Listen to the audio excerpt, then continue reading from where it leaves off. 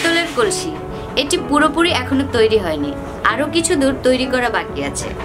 আমার হাতে পিতলের এই কলসি দেখেই বুঝতে পারছেন আমি আজকে কথা বলবো পিতলের বিভিন্ন জিনিস কি করে বানানো হয় সে নিয়ে। তো চলুন আমরা দেখি এই সুন্দর জিনিসগুলো আসলে কি করে তৈরি করা হয়।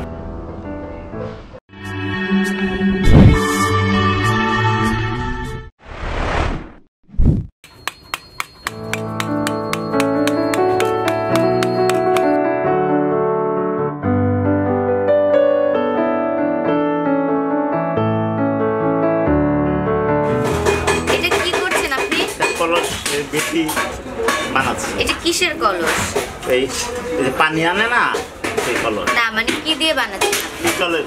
পিতলের সিট। এটার সিট। এটা পিতলের সিট। এই সিটগুলো কোথা থেকে আনেন আপনারা? এটা ওইপার থেকে আসে। ওইপার থেকে আসে। আচ্ছা আচ্ছা। এটি হচ্ছে পিতলের সিট। মূলত এই সিটগুলো ভাইয়া কাটছেন এবং এটি কাটার পরে এরপর এইটা দিয়ে তৈরি করা হবে কলসি এবং এই সিটটাই আসলে প্রথমে কাটতে হয়। কাটার পরে তারপরে সেটাকে গলাতে হয়, গলানোর পরে সেটাকে আবার ডিজাইন করতে হয়। তো এভাবেই অনেক পরিশ্রম করে তৈরি হয় পিতলের অনেক সুন্দর সুন্দর জিনিস। এবং আমরা জানি সেটা যে পিতলের জিনিসগুলো আসলে পুরোটাই কুটির শিল্প এবং এটি অনেক পরিশ্রমের একটি ফল। খুব নিখুঁত ডিজাইন করতে হয়, খুব নিখুঁতভাবে এটার জন্য কাজ করতে হয়।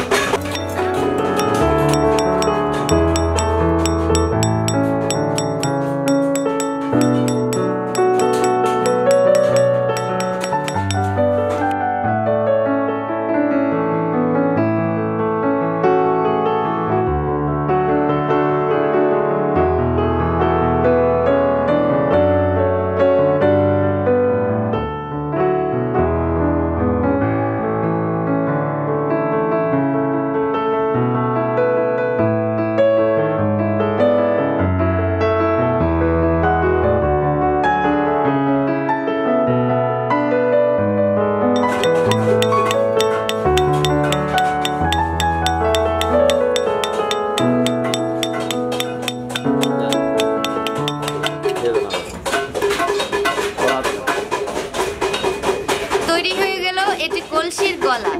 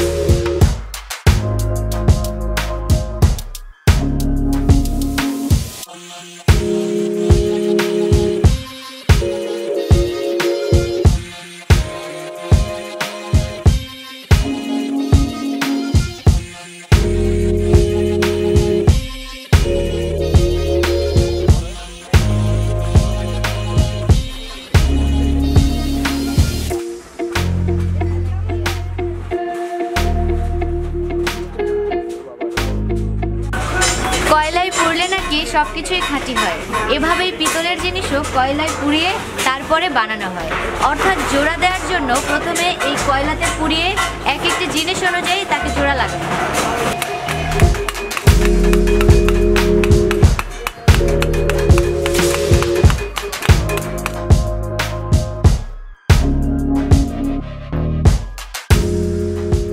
আমরা যে দেখলাম ওখানে পোড়ানো হলো, মূলত এগুলোই পোড়ানো হলো এবং এগুলো পুড়ে এই যে এমন করে জোড়া লাগানো হয়েছে ওখানে, কারণ এটা পুড়লে এটা পাতলা হয় এবং জোড়া লাগতে সুবিধা হয়। তো এই জিনিসগুলো ওভাবেই পুড়িয়ে তারপরে জোড়া লাগানো হয়।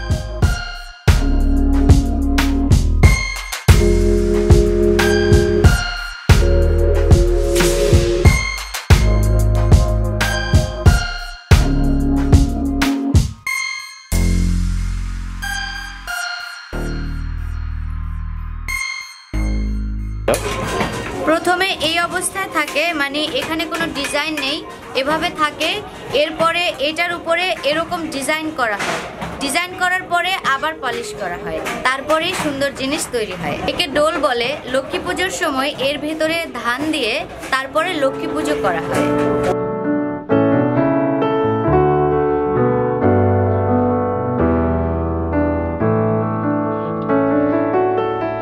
এখানে অনেকগুলো কুলো রাখা হয়েছে, ধূপের উপরে বসিয়ে রাখা হয়েছে এবং এটা ধূপ গলিয়ে শক্ত করে রাখা হয়েছে যাতে ডিজাইন করতে সুবিধা হয় কুলাগুলোর। তো এই যে আমরা দেখতে পাচ্ছি এখানে এই যন্ত্রগুলো রয়েছে, তারপরে পেন্সিল রয়েছে।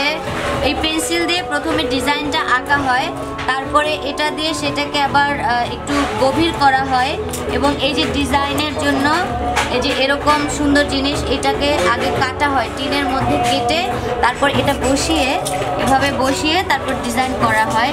তো এখানে আমরা যে দেখতে পাচ্ছি এবং এখানে এটা দিয়ে আগুন বের করা হয়, আগুন বের করলে তখন হচ্ছে ডিজাইনটা করে সেটাতে সুবিধা হয়। এখানে দেখতে পাচ্ছি আমরা যে আরো এই যে সুন্দর একটি আছে, মানে ডিজাইন আছে, এখানে ময়ূর এবং হচ্ছে ফুল দেওয়া হয়েছে। এটি আমাদের লোকজ ঐতিহ্যের একটি অংশ। এই আমাদের দেশীয় ফুল এবং ময়ূর দিয়ে সাজানো হয়েছে, অনেক সুন্দর একটি কুলো।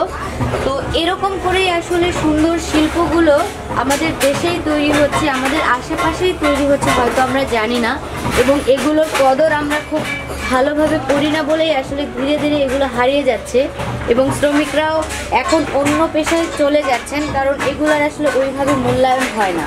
তো এই জন্যে আমাদের এই কুটির শিল্পর এবং এই হাতের কাজের আসলে মূল্যায়ন করা উচিত।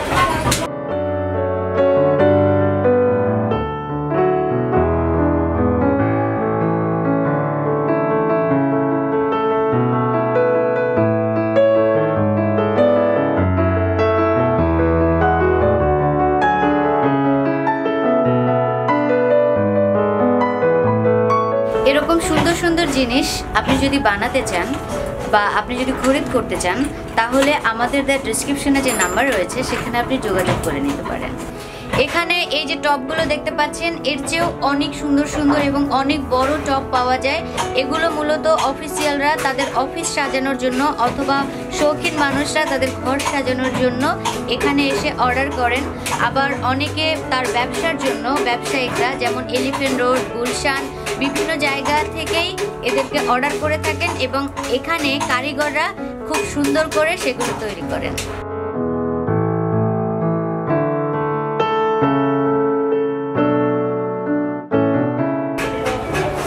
এই যে সুন্দর ডিজাইনের কুলো দেখছেন, এটি গায়ে হলুদের কুলো। এরকম অনেক জিনিসই তো আজকে দেখলাম, আমরা দোকানে দেখেছি, কিন্তু আমরা কি জানতাম এই পিতলের জিনিস কিভাবে তৈরি হয়? আজকে জানলাম। আশা করি আপনাদের ভালো লেগেছে। আপনাদের ভালো লাগলেই আমাদের সার্থকতা। সবাই ভালো থাকুন, সুস্থ থাকুন, আর আমাদের ভিডিওটি ভালো লাগলে লাইক, কমেন্ট এবং শেয়ার করুন। আর আমাদের আপডেট পেতে সাবস্ক্রাইব তো অবশ্যই করবেন।